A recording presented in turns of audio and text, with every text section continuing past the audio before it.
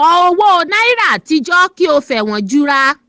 Gómìnà ìpínlẹ̀ Kogi lu agogo ìkìlọ̀ fáwọn olùgbé ìpínlẹ̀ rẹ̀. Ìjọba ìpínlẹ̀ Kogi ti pàṣẹ fífi gbòòrò òfin gbé àwọn olùgbé ìpínlẹ̀ rẹ̀ tí ó bá kọ owó náírà àtijọ́.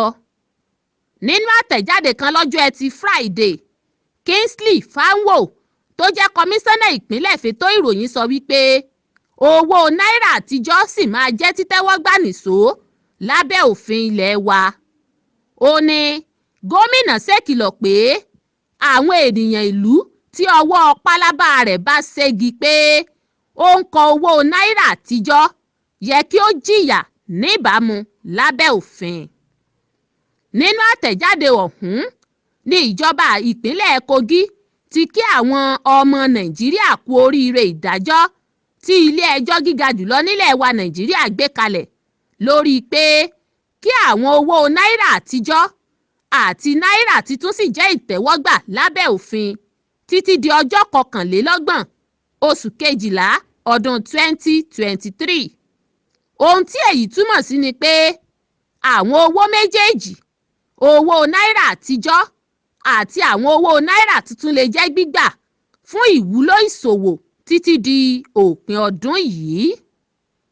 Ìdí nìyí tí ìjọba ìpínlẹ̀ Kogi fi darapọ̀ mọ́ àwọn ìjọba ìpínlẹ̀ mìíràn ní orílẹ̀-èdè láti lépa ìṣòro lọ́nà àti mú ìrọ̀rùn dé bá wàhálà ìnira ìṣòro àìní àwọn owó náírà tuntun níkàáwọ́, èyí tí ilé-ẹjọ́ fi fún un ní kíkún. Nítorí náà, kò jẹ́ ìtẹ́wọ́gbà pé ìṣòwò àwọn èèyàn kan àti àwọn oníṣòwò yóò tẹ̀síwájú láti tún máa kọ lílo àwọn owó náírà àtijọ́, pàápàá lẹ́yìn tí ilé-ẹjọ́ ti ṣe ìdájọ́ lórí lílo àwọn owó náà. Kíkọ àwọn owó náírà àtijọ́ náà jẹ́ ìṣe àìgbọràn sí ìdájọ́ ilé-ẹjọ́. Ẹnikẹ́ni tí ó bá kọ owó náírà àtijọ́ yẹ kí wọ́n fi tó àwọn ẹ̀ṣọ́ aláàbò àti àwọn aláṣẹ ìjọba létí fún ìgbésẹ̀ lẹ́sẹ̀kẹsẹ̀. Bákan náà, àwọn ilé ìfowópamọ́ tí ó kọ̀ láti gba àwọn owó náírà àtijọ́ lọ́wọ́ àwọn oníbàárà tí ó fẹ́ fowó pamọ́ ni yóò jẹ́ gbígbé tì pa.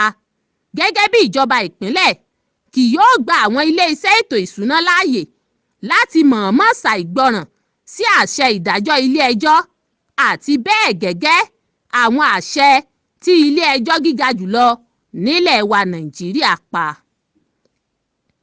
Ó pe àwọn ọmọ ìpínlẹ̀ Kogi sí àkíyèsí pé níwọ̀n ìgbà tí àwọn ilé ìfowópamọ́ ti ń san owó náírà àtijọ́ jáde, tí àwọn ará ìlú náà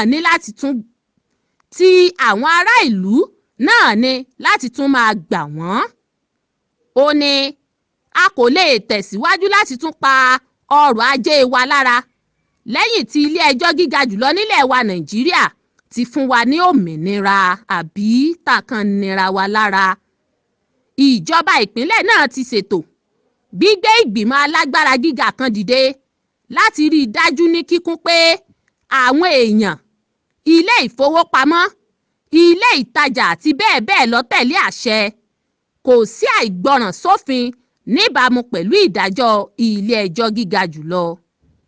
Àwọn ọmọ ẹgbẹ́ ìgbìmọ̀ nìwọ̀nyí: kọmíṣánná fún ètò ìṣúná, àbá ètò ìṣúná àti ètò ìṣòwò ètò ọrọ̀ ajé, kọmíṣánná fún àlàyé ìròyìn àti àwọn ìbáraẹnisọ̀rọ̀, kọmíṣánná fún ìṣòwò àti ilé-iṣẹ́ olùdámọ̀ràn fétò ààbò ìpínlẹ̀ àti olùdarí alákọ̀ọ́bẹ̀rẹ̀. Ìgbìmọ̀ náà ní láti rí i dájú pé àwọn ènìyàn wa nípínlẹ̀ Kogi ní í ṣe àǹfààní ní kíkún ní ti ìdájọ́ ilé-ẹjọ́ lórí ọ̀rọ̀ owó náírà àtijọ́ àti láti mú ìrọ̀rùn dé bá wàhálà ìnira ìdààmú tí òfin ìlànà owó náírà tuntun mú bá àwọn èèyàn. Kọ owó náírà àtijọ́ kí o rẹ́wọ̀n he, kí o fẹ̀wọ̀n jura. Gómìnà ìpínlẹ̀ Kogi lu agogo ìkìlọ̀ fáwọn olùgbé ìpínlẹ̀ rẹ̀. Èyí ni ìròyìn gbéyẹ̀wò tó ń dé sétígbọ́ àti sójú ìwòran yín látorí móhùnmáwòrán orí ẹ̀rọ ayélujára ìkànnì Drivetv. Ẹ lè fi èrò yín ṣọwọ́ sí wa lórí ìkànnì wa yìí kan náà. Láti túbọ̀ máa gbádùn àwọn ìròyìn ìgbéyẹ̀wò wa, ẹ subscribe sí YouTube channel wa, kí ẹ follow Facebook page wa àti àwọn other social media network wa.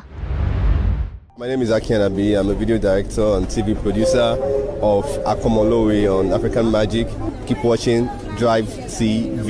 olólùfẹ́ Drivetv àti gbogbo ẹ̀yin tí Fẹ́mi Sola ẹ máa wo Drivetv. Keep watching Drivetv. My name is Wole Agba. Taking this time out to tell you all that you keep watching Drivetv. What drive ẹ̀wọ̀ ní ògo ẹ̀? What drive ẹ̀wọ̀ fulfilment? What drive ẹ̀wọ̀ bí tó o bá lọ? Ó ní iṣẹ́ rìn. Ibi ni kò máa wò Drivetv. Thank you. Kílódé?